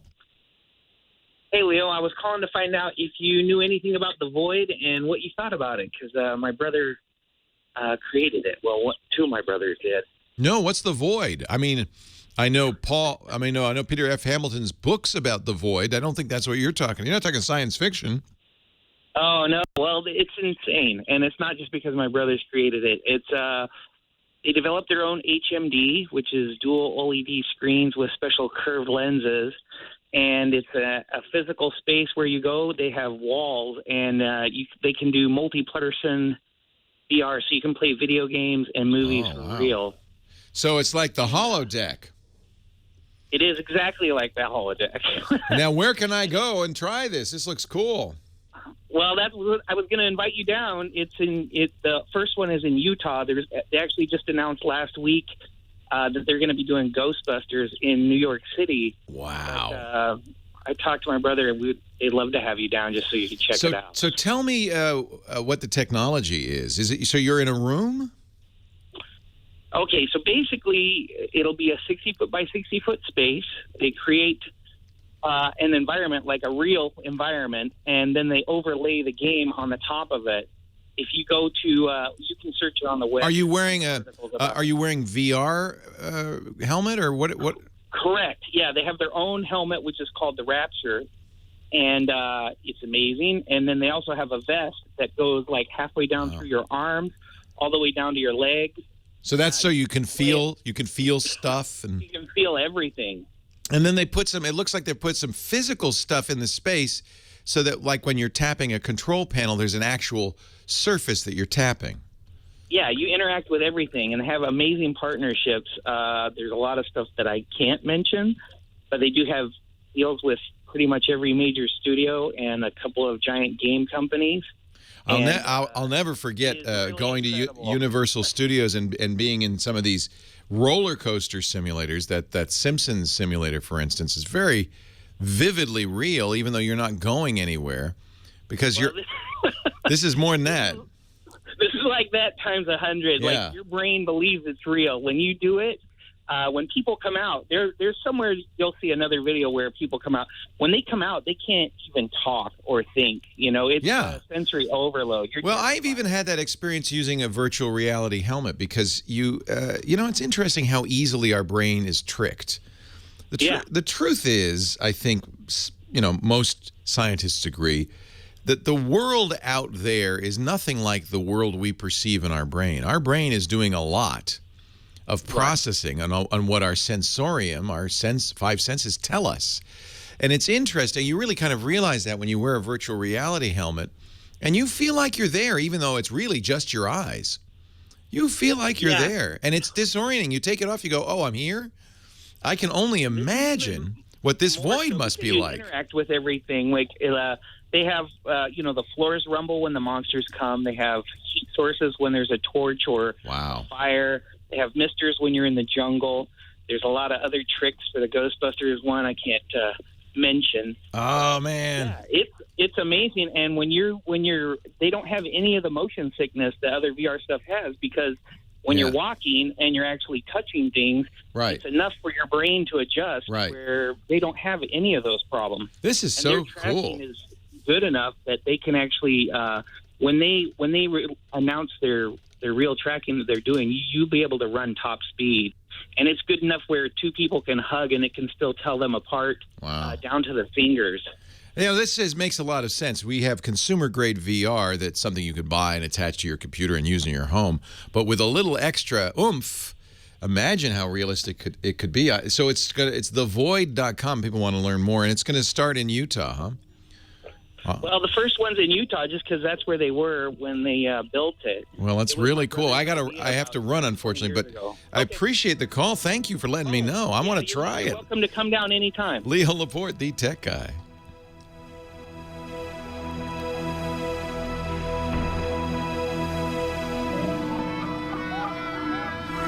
Don't go away, Paul, because we ran out of time, but that's really cool. So I'm watching the video and looking. You and me now?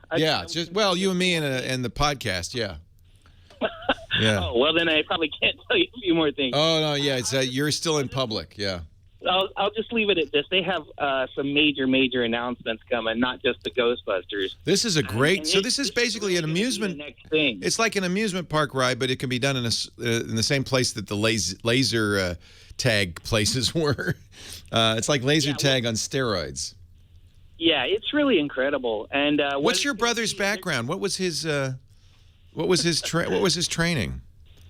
Well, the funny thing is he was taught himself. He started with an airbrush kit and went from there. And the company where he was working, they had soft image. And he was like, if I learn that, will you guys pay me more? Good for him. And then he started doing motion tracking and previs in movies. Oh, that's neat. And then 20 years ago, we were driving. I want to do this. We were passing through Las Vegas, and he was like, we were dreaming, how could we do Counter-Strike for real? And he called me, and he's like, I know how I can do it, but I need $3 million. This was like 20 years ago.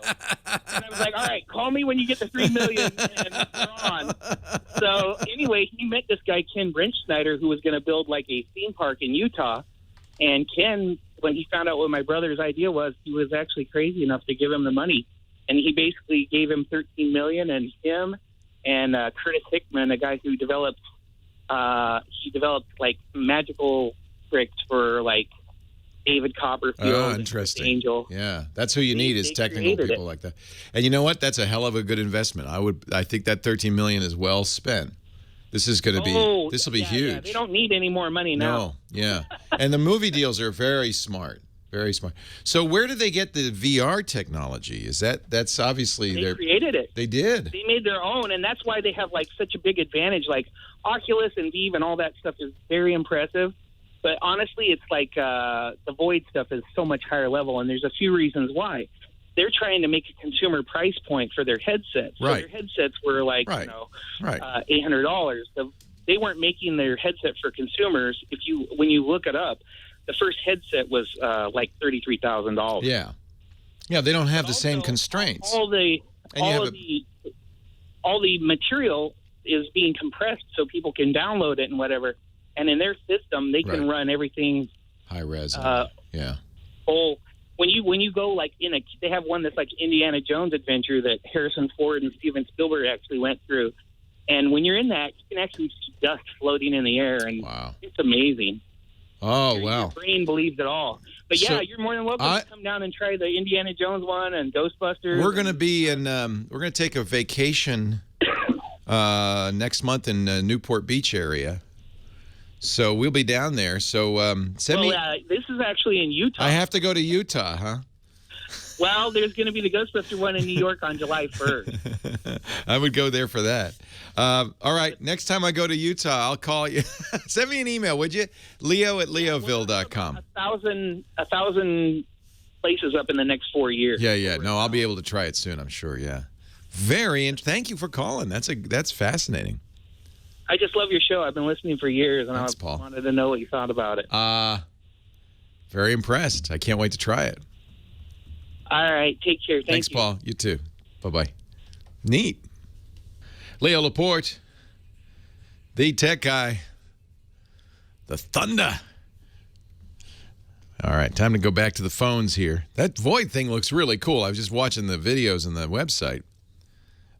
It's in Newport Beach now, or Utah. I'm sorry, not Newport Beach. It's in Utah now, but we'll be coming soon, I'm sure, to a storefront near you. It sounds like a very interesting idea. I can't wait to try it.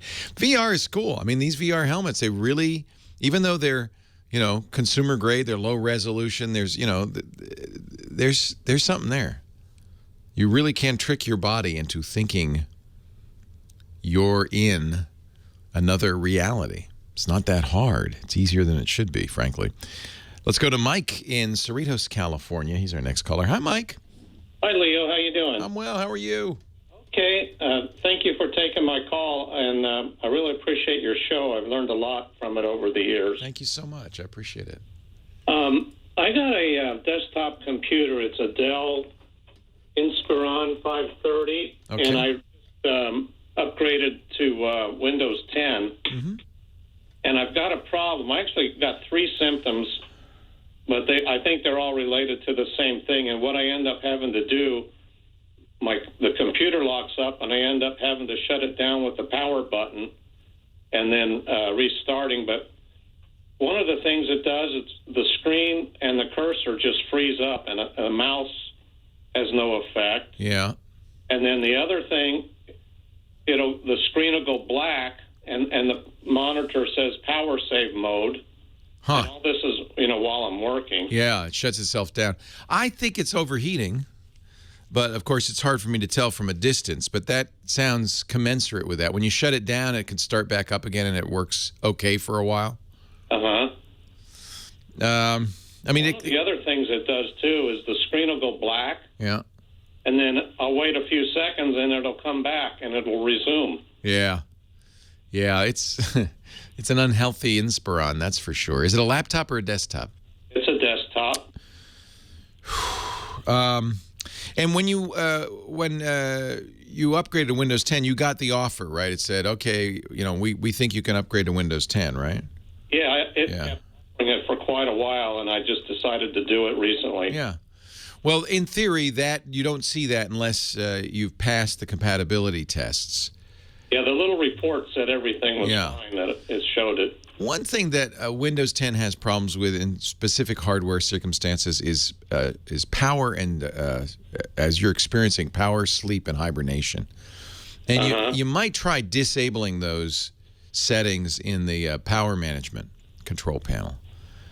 I'm not sure. Of course, it's a little of a bit of a pain if it doesn't work. But it may well be just simply that it's not doing the right thing. It shouldn't be sleeping while you're working, for one thing. Yeah. And the freeze up could be a variety of things. It could be related, could be unrelated, could be just bad, bad software, bad driver of some kind is crashing, and then the system's crashing. Driver on the video card, that didn't seem to help. Yeah, that's of course the first thing we fix always in Windows is the video card driver. You mentioned it overheating, but it didn't seem to have this problem when I had Windows 7. Yeah. Okay. Well, that means it probably is okay. It's software then. What you could do is reinstall. It could just be a bad install. But in fact, I would try that before you do anything else, just to see. Remember, we're upgrading on top of an old operating system. One thing goes wrong.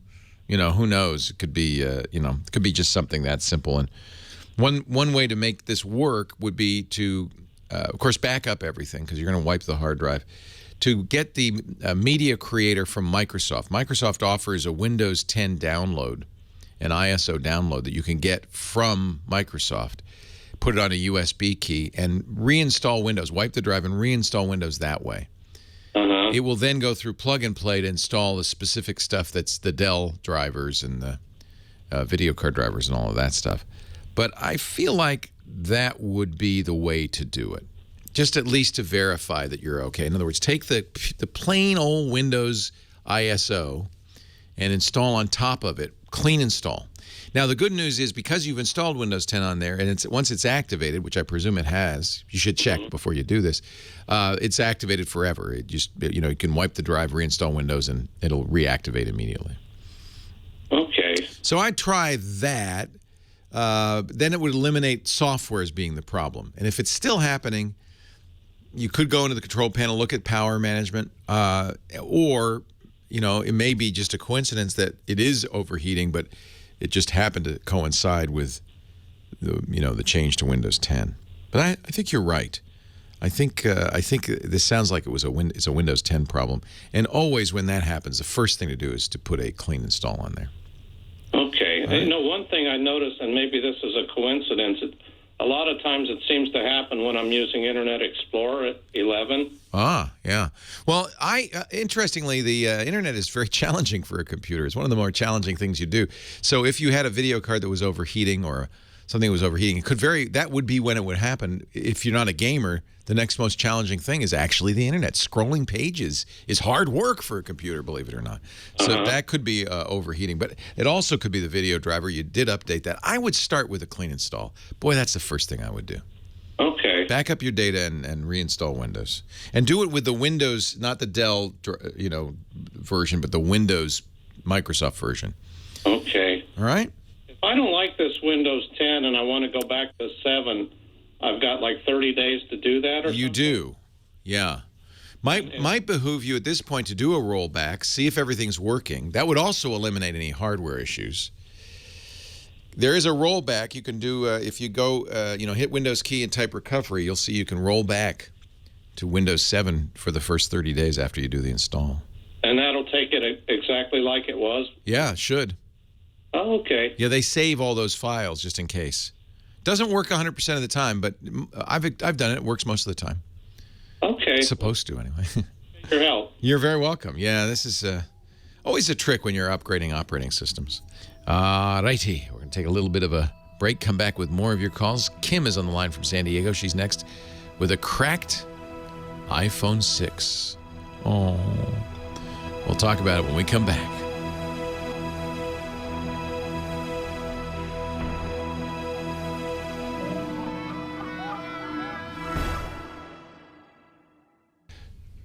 Trucking our way down a Sunday, Leo Laporte, the tech guy, 8888 Ask Leo. Hi, Kim, San Diego. Welcome. Leo, love your show. Thank you.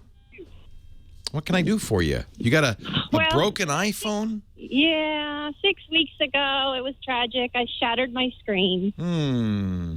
Dropped it face down on the tile floor. I took it into the Apple store, and I was thinking, well, I'll just pay the $100, get a new screen. Yeah. At which point, the guy who was helping me said, no, your case is twisted or bent, which it was not. I didn't notice that, but he put it on the counter. It was ever so slightly rocking. Yeah. So he said because of that, I had to purchase a new phone. So, oh, man. yeah, $300 later, but now I find out that this is actually a common problem with the phone. Yes. And I'm wondering if I have any recourse. No. The short answer is no. All phones are somewhat bendable.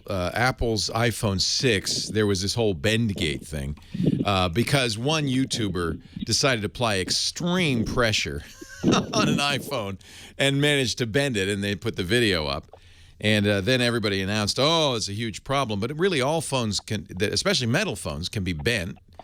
Apple has not, to this point, to my knowledge, unilaterally said, oh, yeah, there's a flaw in the phone. We'll replace it if it's bent. Now, the Genius has some leeway. So there's a couple of things you can do, maybe for next time. One is buy Apple Care because they treat you better. Now, Apple Care wouldn't necessarily protect you, but they just are. I think the Geniuses tend to be better, more inclined to listen to your story and support you if you've done that. So that's step one. I don't ever buy Apple Card, by the way, because it bugs me. I don't want to pay for insurance. I'm going to self-insure. The other thing is that understand that person, man or woman at the counter, the Genius you're talking to, has a lot of leeway. Now, ultimately, the Genius does have to, justify what she does to the store manager and so forth. But she can say, oh, yeah, you know what? This is clearly something went wrong. We're going to give you the phone or whatever. She can do everything from giving you a free repair to making you buy a new phone. The whole range is on the table, and it's her discretion. Apple gives a lot of leeway to these Geniuses. So being nice to a Genius is always a good idea. Sometimes crying works. My daughter did that once and was able to get a free repair. I tried pleading. It did not pleading sometimes works, but ultimately, Apple has no blanket policy to replace those. It can be bent. Their presumption is, oh well, you sat on it. It bent and it broke, and we can't repair it because we can't put a straight glass screen into a bent frame. Right. And I understand why they're saying that, but given that you could try again, and see if you get a nicer Genius. Okay. Yeah, I had to wait 2 hours in the store. Oh well, make an appointment next time. Yeah, always make I did. And I you still had to wait. Oh, that's not good. No. You had an appointment and it took them 2 hours to get to you? Yes, it did. The store was an absolute madhouse. It was April 1st.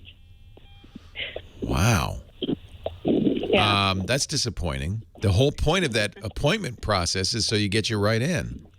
Yeah, that's what I thought too. But apparently, Yeah. Well, even Apple ain't what it used to be, I guess. Yeah, there's not much I think there's not much you can do. okay. It was just frustrating. Because Yeah. I only owned a phone for 5 months, and I'm not somebody who carries it in my pocket 24/7. So. Yeah, I mean they don't know. There isn't any policy at Apple to replace bent phones. It's not like they said, "Oh yeah, there's a problem." They did, however, fix the non-existent problem in the iPhone 6s with extra reinforcement. Well, that's what I heard, and that's why I'm calling. So there's no problem, but just in case, Yeah. we're going to put a little more reinforcement in there. But you can bend almost any metal phone you can bend. I mean, that's just the nature of the beast. And we carry, the problem is they're $1,000. I mean, we're carrying around a fragile $1,000 computer in our pocket, and they're going to break. Yes. There's just, there's not much you can do about it. Yes. Sorry. Right. Well, bad news. Give it a try. Thanks for asking. No, I'm glad you did. On the one hand, I do think that the bend gate was a little overblown, primarily created by a YouTuber. Having said that, they did bend. There was no question. And I know many people who have slightly torqued iPhones like yours. And that probably does contribute to the fragility of the glass screen as well. I bought the Galaxy S7, and this thing's encased in a glass-like substance that cracks easily. I dropped it once, it's cracked. My friend Jason has cracked his twice now. And, Samsung's not saying, oh, yeah, well, we made a slippery phone and we made a glass. Sorry about that. Have a new one. No, they're saying, no, you dropped it, dude. I can't, get a good case. That's one way to do it. Reinforce it from the outside. Give it an exoskeleton. Todd in Inglewood, California. Leo Laporte, the tech guy. Hi, Todd. Hi, Leo. Thanks for taking my call. It's a pleasure to listen to you, and you have a tremendous amount of patience, so I appreciate you being there. Thank you. I get paid to be patient. It's a lot easier to be patient when you're paid for it. Well, but still... You should hear me with my mom. you're easy on the ears. Thank you. So. Thank you. It's very kind of you. I have a Canon Mark III, 2 of them, and I shoot a lot. We talked in the past. I'm the ballet photographer. Ah, it's a wonderful camera, the 5D Mark III, yes. And I love it, and I have a shoot coming up, and I think I've been shooting JPEG. And I've been fine with that. I can pretty good get my exposures right on almost. But I have the shoot coming up that I think I need to shoot RAW. Yeah. And I'm not really good with I'm not good with Aperture, Lightroom. I had Aperture, and unfortunately I can't take my JPEG and I can put them on my external hard drive and manipulate them very easily. With RAW, I can't, so I need some sort of program. Here's what I would suggest. First of all, there is a setting to do RAW plus JPEG. So you can continue to do both. And if you find it easier to work with the JPEGs, you can. If you need the RAW, you've got the RAW. So let me explain to people who are listening, many cameras, in fact, even some point-and-shoots now, the higher-end cameras, will give you a JPEG format, which is what everybody's used to, but it's compressed and data's been lost. It's been thrown away. RAW is every bit of the information that came off the sensor is recorded. It's a much larger file, but it gives you much more latitude for changing things, white balance and other things. But the problem with RAW is, as you say, it requires processing. You can, if you import, I always shoot RAW and I import them into Lightroom, and it does, using Adobe Camera Raw, convert it into a pretty decent image that you could save out as a JPEG. I think you'll find that Lightroom, which is what I would recommend, because it has a very good workflow for RAW, is pretty easy to get what you want. For instance, one of the reasons you shoot RAW is for white balance.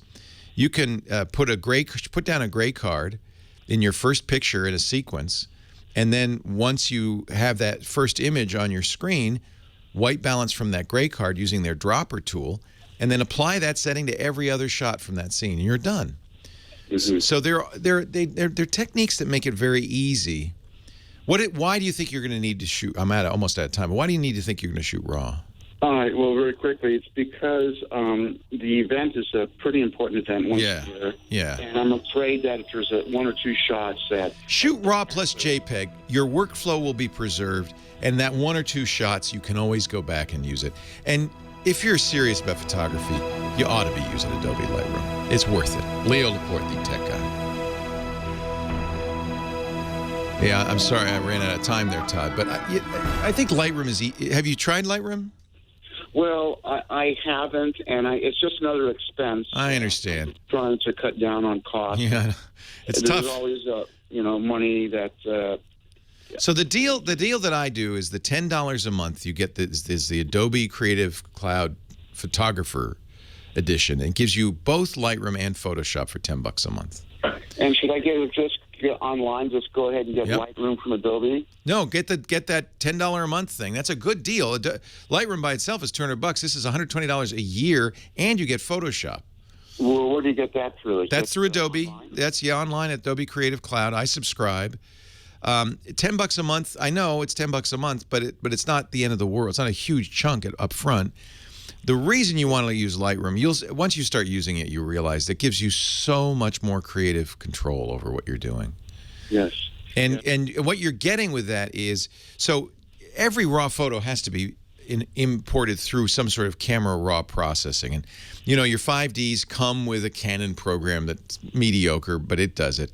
But really the gold standard for camera RAW processing is Adobe Camera Raw, or ACR. That comes with Lightroom and Photoshop. So what happens is when you import into Lightroom, and it's, that's my workflow now. Take the card out, put it in the reader, import into Lightroom. The image you're going to get is almost done anyway. Because it's already basically done with the camera. The camera is making a JPEG with its own software. So this way you're using Adobe's software to make the JPEG in effect. And the thing that comes out of the box is almost always good. But yes, for instance, and this has happened to me, you get the white balance is just wrong. The camera made a wrong choice. In a JPEG you can correct it, but it's not as good as correcting it in the RAW. The RAW has no white balance information. So you're applying that information after the fact carefully in a more precise fashion than the camera can ever do. Yes. The Canon 5D Mark III, it has two slots. I can shoot two different cards. Right. So it has the ability to shoot one on JPEG and one on RAW. Right. And I'm thinking the smaller card, if I put RAW on that one, is it better to do it the other way around, put the RAW on the larger card? Well, the RAW files are 4 or 5 times larger than the JPEGs. But definitely shoot JPEG plus RAW, because then I do that now with my Sonys, because that way I have the quick access to a JPEG, but you're trusting the camera to do the JPEG, and cameras are not going to do a great job necessarily with that. Yeah. And can I squeeze in one quick question? Yeah. On something else? I'm going to be getting a new iPhone. I got the iPhone 4, but it's getting kind of things are happening that never happened before. A friend of mine. Yeah, it's getting old. Yeah. And so is your recommendation to go with the newest one coming out, or just go with the 6 that's already out? Well, we don't know what the 7 will be, and it might be spectacularly better. I think it will be a better camera, but that's not till September or October. Yes. And I think the iPhone 6S, you could even get a 6, get the year-old one, save money. Yes. Is pretty darn good. It's a lot better than the 4. Yes. Does that take the fingerprint also? Yeah. That's another reason to go there, because now you get Apple Pay, you get the fingerprint, which is a huge improvement. So you don't need to get this. Could even get this year's. You could get last year's, which would be, or actually 2 years ago. That'd be fine, and that'd be a lot less expensive. Okay, I'll take that. I'll take consideration. Hey, good to talk to you. Thanks so much for your time. It's been a joy talking to you. My pleasure. Take some pretty ballet pictures. Okay. I love ballet. I'd love to do that.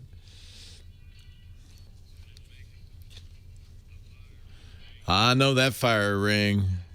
It's Man in Black. Leo Laporte, the tech guy, 8888 Ask Leo. Thank you, Nathan Staten. Great job today on the music. Nathan went to the Kentucky Derby last week with his family. And we're glad to have you back, Nathan. It's never the same without that wild music. Thanks also to Kim Schaffer, our phone answerer. Still don't have a good title for her. But she does a great job. Thank you, Kim. Appreciate it. Greg on the line from Kansas. Hey, Greg, Leo Laporte, the tech guy.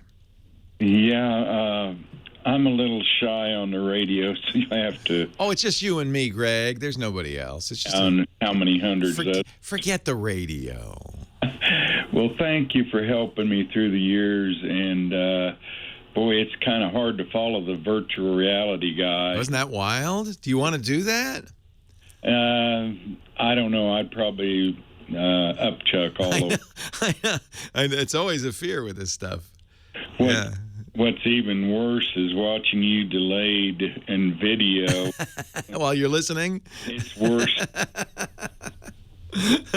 Yeah, there's a considerable delay. It probably is very confusing.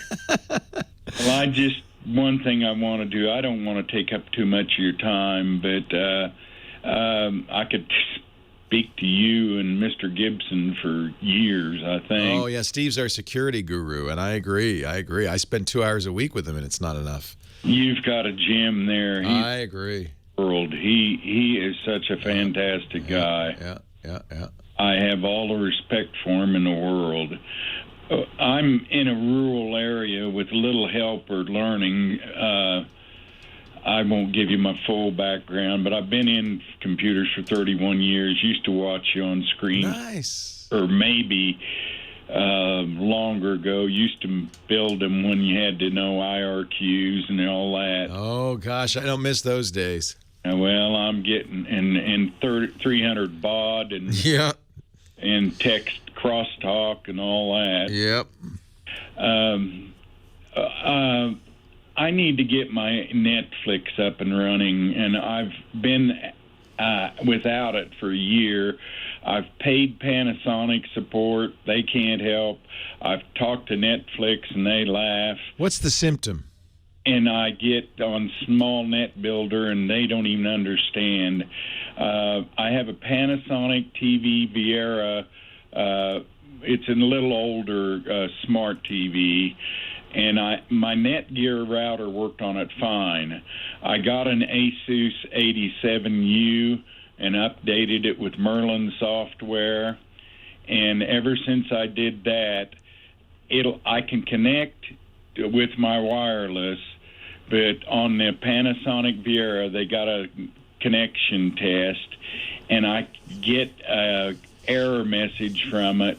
Oh, cannot connect to Yeah, I have a Viera too. I wish they wouldn't make smart TVs because they're dumber than a box of rocks. Well, I don't know what an IPTV server is. Well, basically, it's not connecting. It can't get online. Yeah, and have you tried it with a Ethernet cable with a hard wire into the TV? Does a TV have a hard wire? No, I've got wireless. I could run a hard wire. That would be the first thing I'd try, and that's how I run my Panasonic. Because every time I turn it on, the processor in there is very primitive. Every time I turn it on, it'd take a minute or two to even realize it was online. So if you go right to the internet part of the smart TV, it'll say, "I'm not connected. You want to run a test?" It's like, no, you're gonna be connected. Be patient. And so I've just learned never go to Netflix until you let the TV sit for a while, which is dopey. I would try hardwiring it. That'd be the first thing I'd do, Greg. Well, yeah, but if it's a server side, does it matter? No, it's just the TV not seeing. It's not online. Yeah, well, it's just dopey. It's not. You're making a bigger deal out of it than it is. It's not whatever the error message is saying. It can't get online. So I would connect it up via hardwire. And well, I know I have. Can you use any of the other smart TV functions? Can you get on anything else? I haven't tried. Try it. That'll tell you right there whether it's a Netflix problem, which it's not, a router problem, or if it's just the stupid TV's not online. Hardwiring it will help a lot. Okay, well, then I'll try that. I may have to pick your brain sometime. Yeah, you can call back. If hardwiring it doesn't work, it's not a router issue. It worked. You're saying it worked with your old router, it just doesn't work with a new router. Right. Yeah. Did you change settings? I mean, is it a new password and all that? No. It's just maybe you could go through the internet settings on the TV. You've probably already done this. Go through the internet settings. I have. And, that test, it goes through connecting and all that, and it connects to my wireless fine. It has that available on it. And then the very last test, it just says cannot connect to the... Been there. Have a Viera. Know exactly what that message says. That's they're just dumb. You're not as stubborn as I am. Hardwire it. Okay, I'll try that, and hopefully that Yeah, works. I bet it'll fix it. It's quite a run, but... well, at least you'll know. If that doesn't work, then you'll know there's something else going on, and it could be maybe on the Asus you've got it firewalled off or some sort of thing like that. But I don't know what your settings are in your router, but much more likely just that I know that TV. I've been through it. It's just please, folks, stop TV manufacturers. Stop making smart TVs. You're no good at it. Let somebody, let Roku do it. Let Apple do it. Let Google do it. Let anybody do it. But you, I just want a TV that's a monitor, and just gets a signal from something else, and that's the thing that gets online. That would be so much better. Got 2 minutes left. Let's see if I can get one more in. Joe in Lake Elsinore, California. Hi, Joe. Hey, it's Joel. How's it going? Oh, it's going great. I am a cartoon artist and animator, and I'm in the process of creating a cartoon series for kids. They get kids excited about doing good things in the world. And, love it. Yeah, it's fun stuff. There's not too many things out there like it. So I've invested in creating an app that works very much like Netflix. Okay. And that you can download the app for $1, and then you get access to all these cartoons. Problem is, I want to know if it's okay for me to use YouTube as the source. Oh. Vimeo as the source. That makes it easy to do the app because you're not storing the video. The app all is just a window onto the videos. Well, it handles the compression and works on all applications. And why not? Does all the hard work, and hey, I don't have to. I think it's legal, because after all, isn't that what a browser does? Well, when you go into the fine details of their API there, and you're talking about what they allow, they say that you can't sell videos in an outside program. You can't do that. Right, but you're selling the program, not the videos, right? Well, that's the loophole in the law. If I'm selling the program, I'm not necessarily saying this individual. It's not illegal to sell I don't think. Well, I'm not a lawyer, but I don't think it's illegal to sell a program that has YouTube videos in it. Well, certainly, and if you look at the different development, I've come from the video game industry, and you've got a lot of different apps platforms out there. You better consult a lawyer, not some dope on the radio. I do not. What's the name of the app? Well, it's going to be Friendlians. Friendlians, I like it. Friendlians. Yeah. Hey, I'm out of time. I would love to talk more, but I'll be fair. You really should ask somebody who knows what they're talking about, because this probably is more important than just my advice. Leo Laporte, the Tech Guy. Have a great Geek Week. Well, that's it for the Tech Guy Show for today. Thank you so much for being here.